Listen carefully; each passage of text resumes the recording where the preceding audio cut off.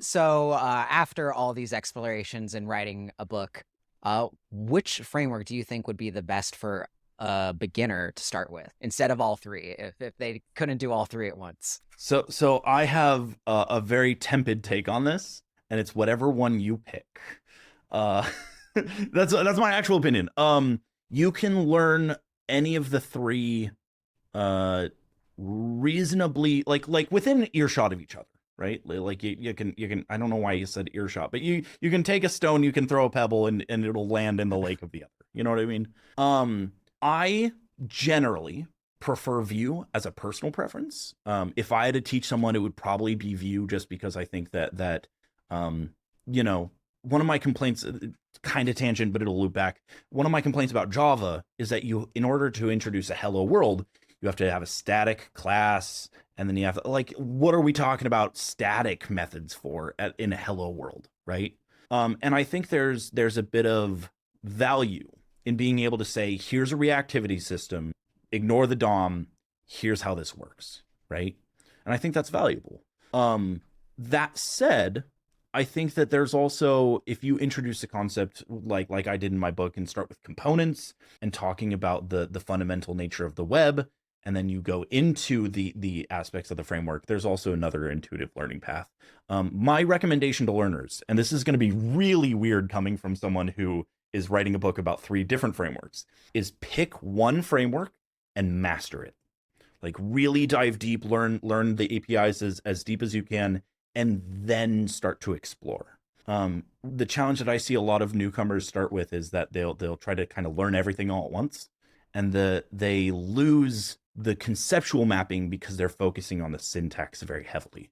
And I think that if you reverse that pattern and you stay with one syntax to learn the advanced concepts, you'll be able to keep up a lot better. And there's also more to learning a framework than just learning the framework. You have to use the framework. It's the application that is important. It's like building the products that give you the generalized principles. Oh, here's what it means to build a website or a web application or whatever. And then I think it's that deeper learning where, there's often these division between should someone who's starting out just learn HTML and JavaScript like raw, HTML, JavaScript, CSS, just like raw out of the box, or should they like learn a framework? And, my thing is just like whatever gets you the fastest to building something. Because it's like at the start, that is the most important thing. And you'll figure out the bits and pieces and how everything plays together. But the important thing is building the momentum, establishing a context. And the sort of patterns will start, revealing themselves to you. For sure. Yeah. The biggest thing I took from college was the catchphrase for the college. It's learn by doing, and it's been true throughout my entire career. The best way to learn is just to do. Yep, 100%. So speaking of making your own things and writing your own stuff to learn, you wrote your own framework. So how was that experience? And like, what were you trying to accomplish with your framework? Was there a certain API you were going after, or was it just purely for learning? So let me start by saying what I wasn't trying to do. I'm not trying to create a viable framework that anyone else should ever use. That's definitely not what I'm doing. So this was actually a bit of a fun challenge. A couple of months ago, a friend of mine and I were having a VC in Discord, just chatting, and he was like, "Hey, what would your framework look like?" I'm like, I don't know. I'd probably reuse JSX, pull a quick, like reuse existing tooling, maximize your whatever. And he was like, no. What happens if you had to start from, like, if you just had nothing else and you just had to start from scratch? Okay, let's see. So I started tinkering with like signals, but like a mutable signal. So you can just sit there and be like something dot value plus and it'll re-render. I tried to make it super local. I tried to avoid my own templating language by reusing HTML, which I really like. And next thing I know, I have this like strange amalgamation of like solid.js and like what is the other one that comes to mind? What is it called? It's gonna bother me. Hang on. Starts with an S, doesn't it? I can't remember it. But you're able to Felt? Not svelte. I don't remember. It doesn't matter. But you can just add tags into your HTML and have it like re-render immediately. So like it's funny to me that I've ended up building 18 other tools into one tool when trying to avoid following any particular syntax. So mostly it's just for fun, but I think it'll help me really conceptualize what it means to build a framework in a very natural way, as opposed to I have an existing course and here's how I would follow it exactly to a T. So I hope that by writing my own framework, I'm able to not just learn myself how the internals of a framework would work, because I've read enough of the source code of the 3 frameworks I'm talking about, but to be able to go beyond that and teach writing your own framework in a much more natural way as well. I really love that.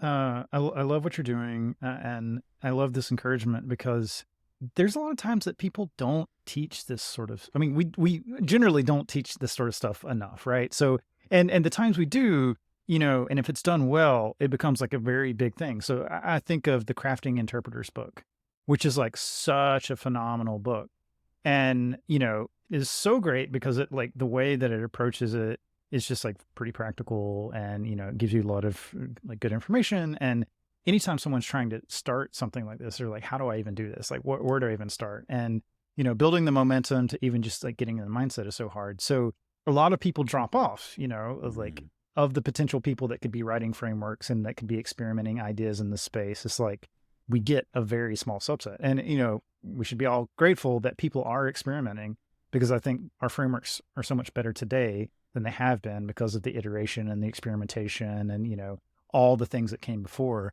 But opening up the possibility space, having more people like understanding what it takes to build a framework, and like thinking about the trade-offs or whatever is great for the entire ecosystem. And if you can like make this first step for someone to like, oh, I get it. Like, I see how you go from nothing to like something that is a framework, then that is a tremendously valuable sort of educational leap to make. Wow, for sure. And one of the interesting things that I had thought a lot about when I started Unicorn Utterances is this idea of like, there's so many resources out there for newcomers. And there's even a pretty healthy number of resources if like, if you can read source code, you can go and read the source code of the frameworks, you can do this. And, so there's this end of the spectrum way over here, and there's this spectrum way over here. What if you're learning? What if you're trying to grow into your first senior role or become that principal engineer? Like what are you supposed to do? Where do you follow? What journey do you take?